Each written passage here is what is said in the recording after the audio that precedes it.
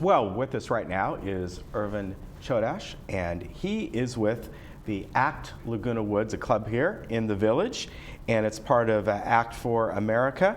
Nice to see you. Nice to meet you, Ken. Nice to meet you. We had folks on for about a month ago with ACT, and kind of told us all about it. And that time they had a meeting coming up, but today you want to talk about just some different things that are happening. Mainly, what I see here, a couple things with the state, a couple things, of course, with Congress as well. Yeah. And you folks normally have a meeting on the fourth Thursday. Fourth of every Thursday. month. Yeah. Right. Yeah, basically, I think it was reiterated by Alan Coven and Bob Linda that ACT is an acronym for American Congress for Truth, and which is one of the nation's largest nonprofit organizations, the nonpartisan, that provides information on national security and tries to provide information to defeat terrorism. We had been recently involved with ACT. One of the tenets of ACT is to adhere to the Constitution of the United States, and which includes securing the borders and eliminating voter fraud. This is a major aspect. By eliminating voter fraud probably undermines democracy and representative government, so we have to defeat voter fraud. It's very important as part of one of the tenets of ACT. And recently, President Trump had indicated alleged voter fraud, and he basically began or initiated a study. He said he would begin a study to determine the extent and the amount of voter fraud in the United States and in previous elections. And I remember, I'm old enough to remember the 1960 election where in Chicago, the Nixon-Kennedy election, that Chicago had more voters that are on the death rolls. Right. Yeah, you probably remember that. Mm-hmm. And even more recently, in the 2000 election, there was alleged voter fraud in Florida. So there's been a lot of concern. I know Judicial Watch, which is a major organization, it's a nonpartisan legal group that monitors and files lawsuits of government misconduct. And one of their greatest peeves is that the states are not cleaning out the rolls of people that move or people that are dead, so people can vote. And then more recently, New York State did a sample study on 63 people that were off the rolls, but they were allowed to vote. But I'm going to focus in on California voter registration, sure. And that's one of the main topics here.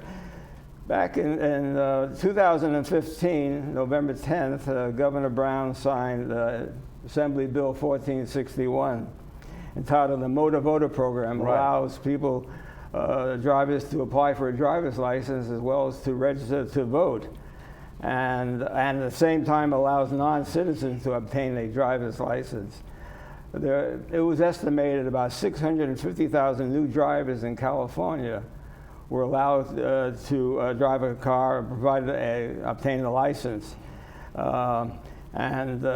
Also, one of the problems we had with this particular bill was that it doesn't require any support documentation for showing proof of citizenship, be it an ID, a passport, or citizenship papers there, or a birth certificate. And that was one of the problems that was the concern, I think, of a lot of conservative people. And it does undermine democracy. And the problem was allowing non-citizens to drive also opened up the possibility of them registering to vote. Right. And so we checked with the DMV office that handles the motor voter program. It's a form that they fill out and then goes to the DMV and then back to the Secretary of State and also to the Registrar of Voters. And we checked with the representatives of these people, and they indicated that there was no verification under this particular bill. When anybody signs attest to that they are citizens, they just attest to it in terms of perjury. The bill minimizes being a felony or implements any type of felony that could be proven. It's very indirect on that.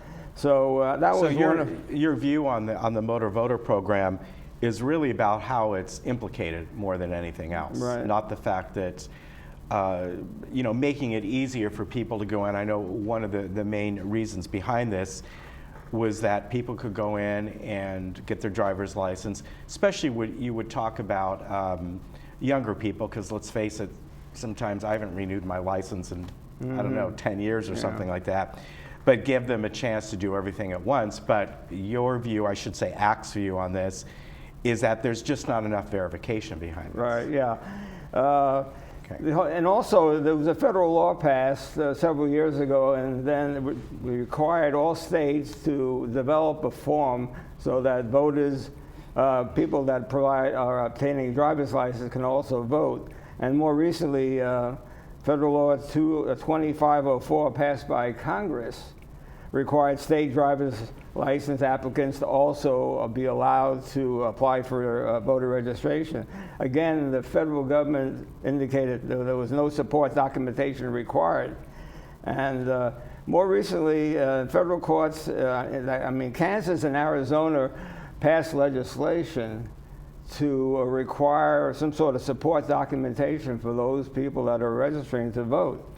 And that was shot down by federal courts, and you probably heard about that. Mm-hmm. And that was, just to clarify, that was for federal elections. That's for federal elections. State election doesn't matter. Yeah. And also, Alabama and Georgia passed legislation to require, again, support documentation, be it passport, ID, citizenship papers. And ACO has filed a lawsuit against Alabama and Georgia to require support documentation. I think the federal courts ruled that, well, if it was unconstitutional, it infringes on the voting rights of people that want to vote, which is a basic right. Right. Because our contention is that, when you go to an airport, you have to show an ID. You can't, you're not allowed to get on a plane. So I think it's, it's a double standard. If you're going to require a driver's license or an ID for a basic flight outside the state, then you should require a driver's license ID for voter registration. Right. So we enacted supporting legislation. Now hopefully that Congress will require all applicants that register to vote provide support documentation, be it, as I said, the ID, passports. What about, we have just about a minute Yeah. left, but I want to ask you one question when it comes to voting. There is also a push in many areas of the country to be able to vote online. We do everything else online. I do a mail-in ballot. I wish it was online. It'd be a heck of a lot easier. What's your view on online voting? Do you think it's secure enough? Do you think it's something we should look into? No, I think it opens it up to hacking. I think that could be the problem, because they were accusing, Russia undermining our election process there, but there was no proof that they were hacking into our, voting system. Right. So this would open it up even more, I think. Okay. Yeah. I want to mention to folks that you will meet on the last Thursday of this month. Am I right? That's correct. Yes. Yeah. Now you do not have. At this point, I was looking. Do you have a guest speaker? No. Okay. But in March, we may have a guest speaker. We're looking into getting somebody who's familiar with voter registration. Okay. And we'll post it in the Globe. Where do you meet? I was looking at the notes here and I didn't see that. What clubhouse? We meet at Clubhouse 1. The last. Okay. Yeah. All right. And that will be what, the 24th, I believe, right? yes. Is that Thursday? Yes. All right. Thank you very much. Okay. Thank you. We appreciate it. And I know you folks are listed on the Village Club pages, right? So you Right. can get information there. Erwin, thank you very much Okay, for thank stopping you, by. Ken. Wait a second, we got to get you de-mic'd in just a second. Oh, okay. But a pleasure to meet you, and we'll be right back. Okay, thank you.